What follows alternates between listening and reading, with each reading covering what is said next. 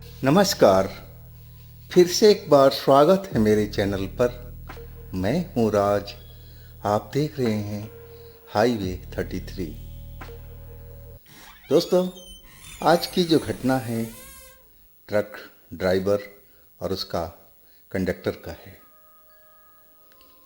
ये घटना जिनके साथ में घटी थी उनका नाम अमरजीत है। अमरजीत की ये घटना कहानी 1997 की थी, जब उनकी उम्र लगभग 23 साल की रही होगी। तो क्या हुआ था उनके साथ में, क्या घटी थी घटना, चलते हैं इनकी इस कहानी में। लेकिन दोस्तों, अगर आप मेरे चैनल पर पहली बार जुड़े हैं और अभी तक मेरे चैनल को सब्सक्राइब नहीं किया है तो प्लीज़ कर लीजिए और साथ में बेल आइकन को दबाना हरगिज ना भूलिएगा।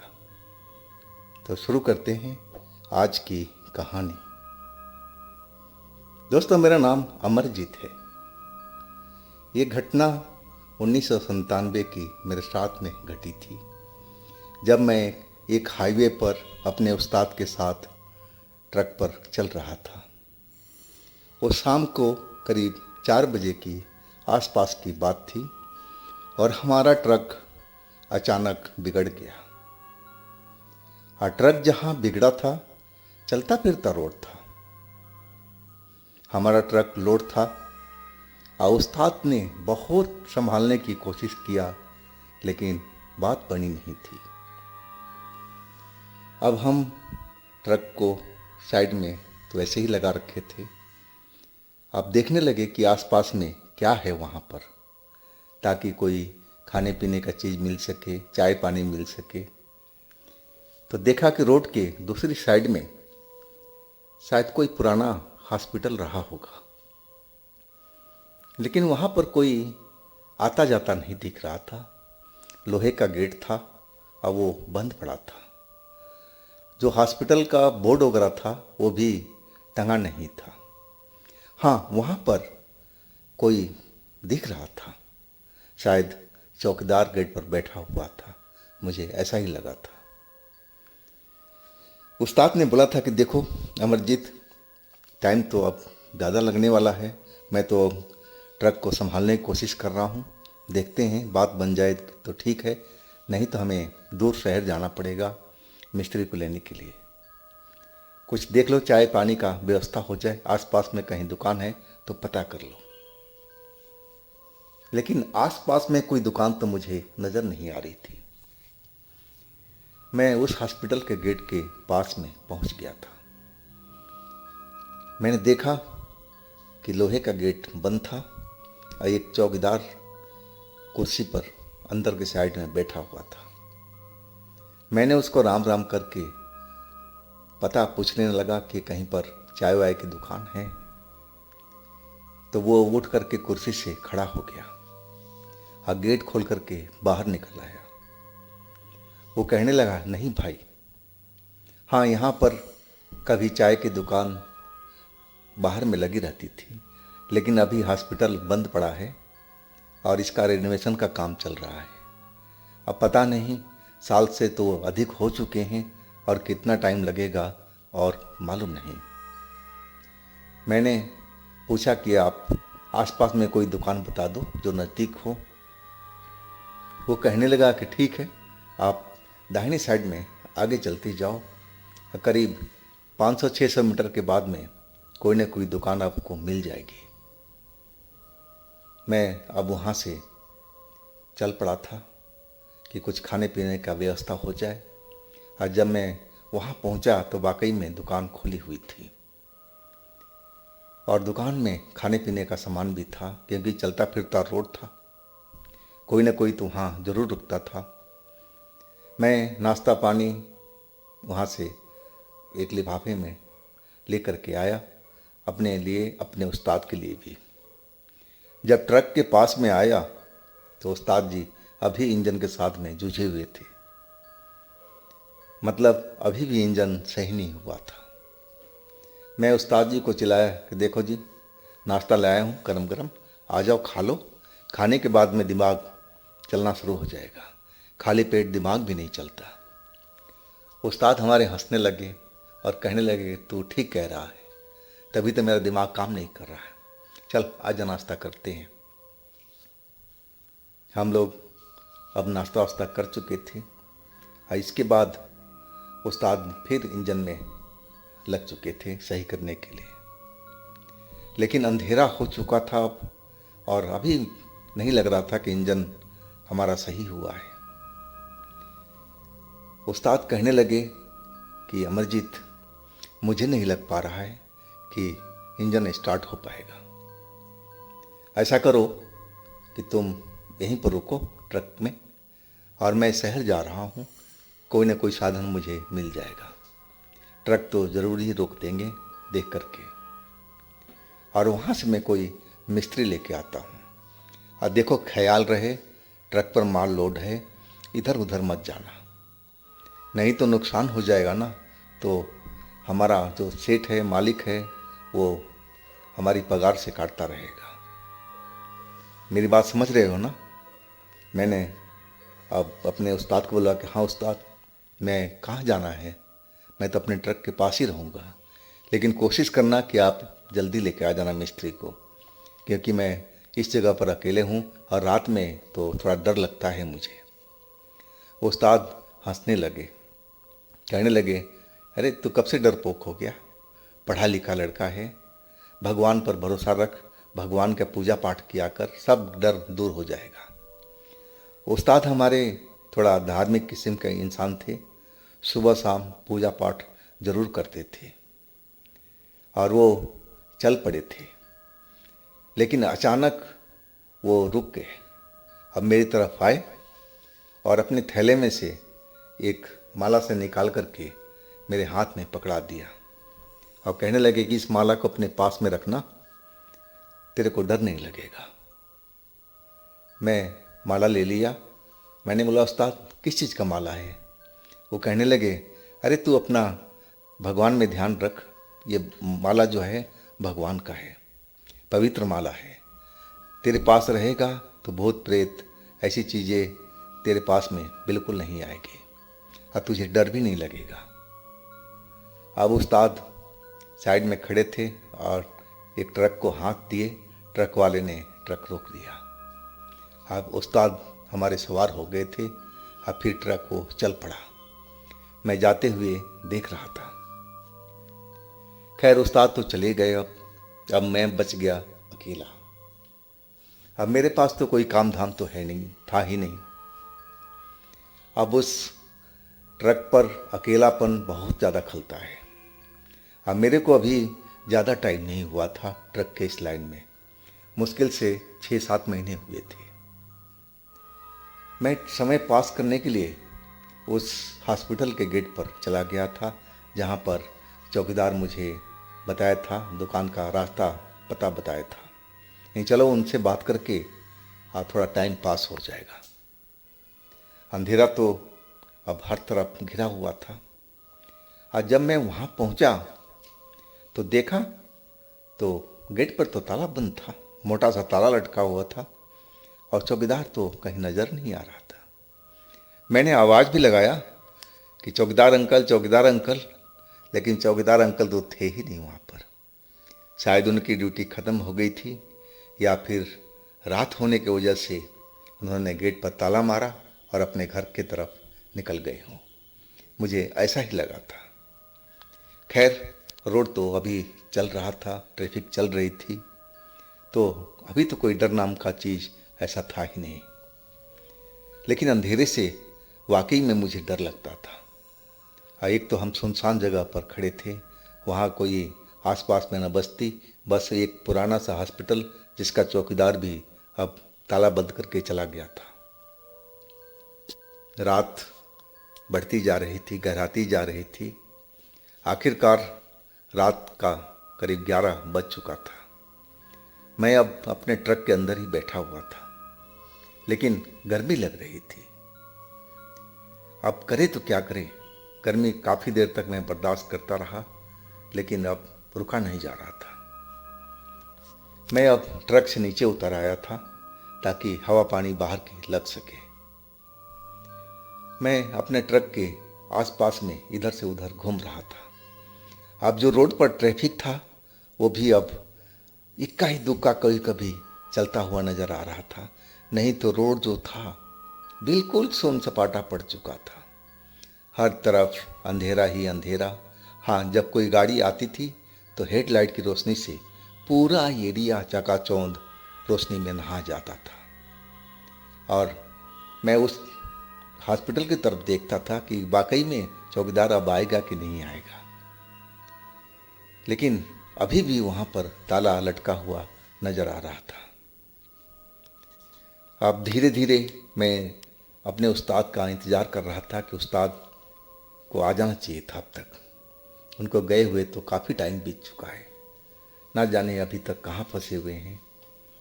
अब मैं अपना चहलकदमी कर रहा था रोड पर, और अचानक मुझे लगा कि वो जो ताला लटका हुआ था वो खुल चुका है।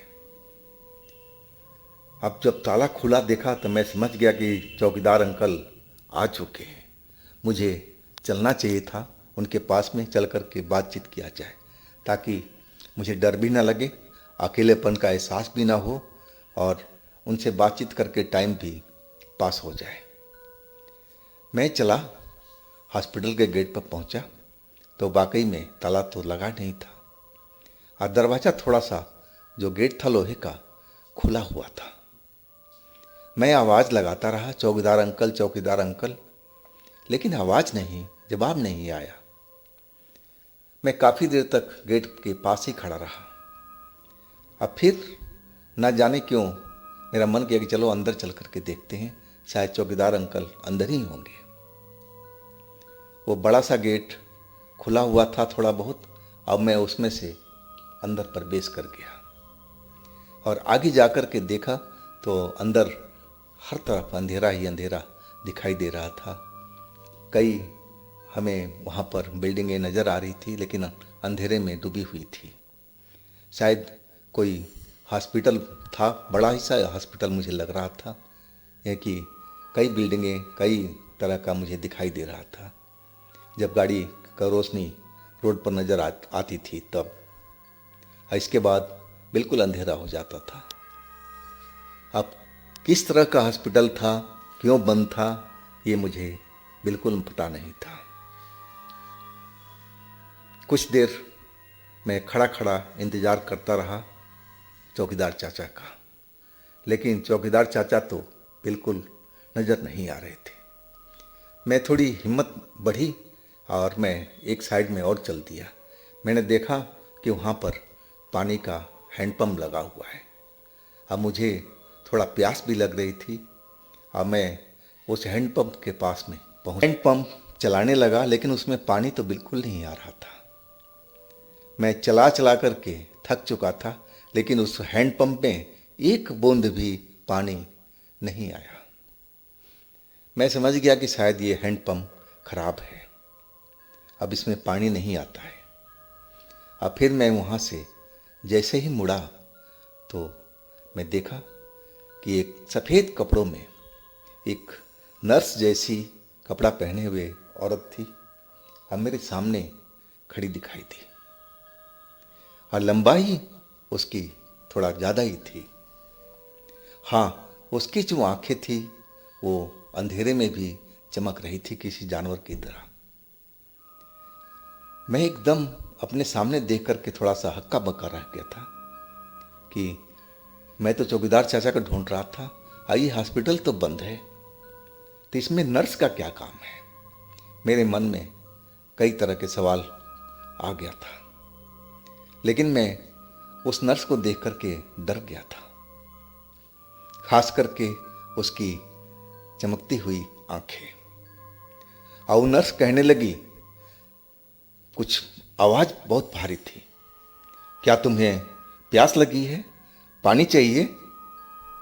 उसकी आवाज़ सुनकर के जो मेरी प्यास लगी हुई थी, पानी पीने की इच्छा थी, डर के मारे खत्म हो गई। अब मैंने सर हिला दिया, बोला कुछ भी नहीं, लेकिन वो अपनी बात बोले जा रही थी। वो कह रही थी, देखो तुम्हें प्यास लगी है, और तुम्हें पानी पीना चाहिए। चलो तुम जाओ नल के पास में, मैं हैंडपंप चला रही हूँ और तुम पानी पियो।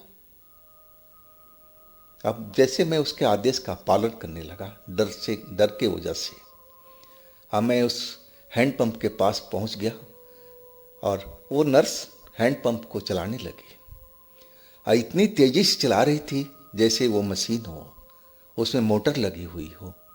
धड़ाधड़ हैंडपंप को पंप करते जा रही थी हाथ से हैंडल को, और देखते ही देखते हैंडपंप में पानी निकलना शुरू हो गया। अब पानी देख करके मैं पानी से प्यास अपना बुझाने लगा। पानी कुछ अजीब सा लग रहा था, कसैला सा, जैसे मुझे उसका पानी का एहसास लग रहा था, स्वाद लग रहा था।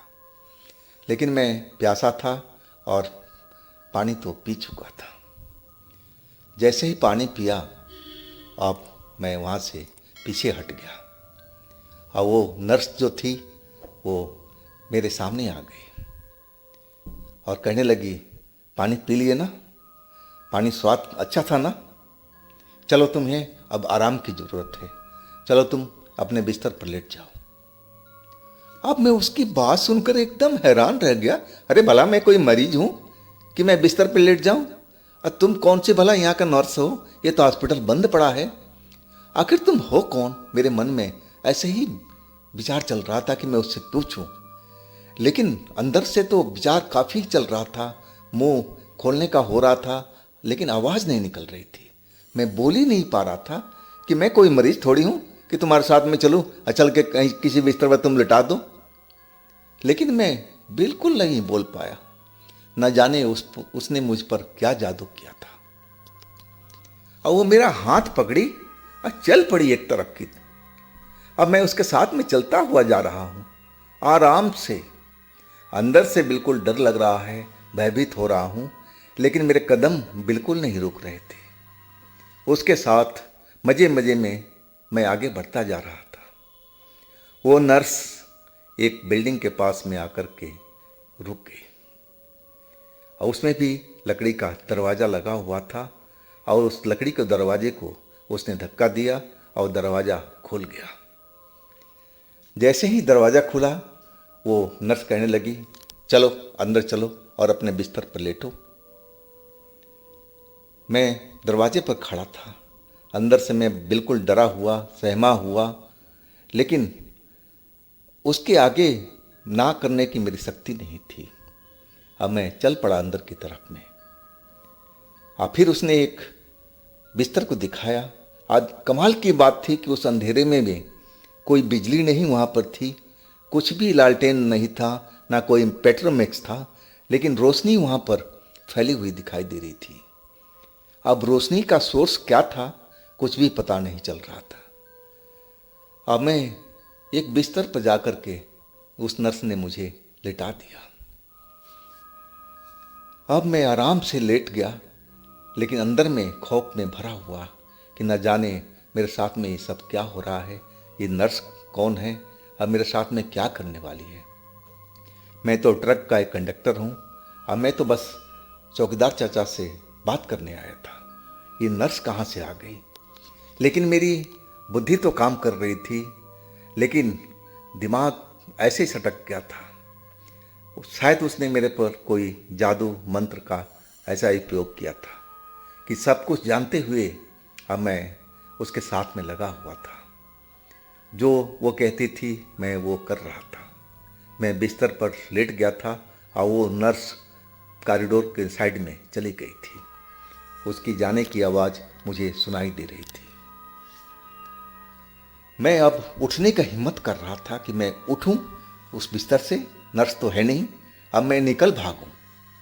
लेकिन जैसे ही उठा, कमरे में हालात देख करके अब मेरे तो जैसे दम निकल गया। मैं देख रहा हूं क्या कि उसमें 5-6 बिस्तर और लगे हुए थे और उसमें भी मरीज लेटे हुए हैं। ऐसे मरीज दिखाई दे रहे हैं जिनके किसी का हाथ नहीं है, किसी का चेहरा घायल है, कोई बुरी तरह से तड़प रहा है। और उस दरवाजे पर, जिस दरवाजे से हम अंदर आए थे, वहाँ पर एक लंबा सा व्यक्ति खड़ा दिखाई दे रहा है, और वो भी लंबाई चौड़ाई के हिसाब से पहलवान जैसा दिख रहा था, और शरीर पूरा काला, और वो भी काले कपड़ों में।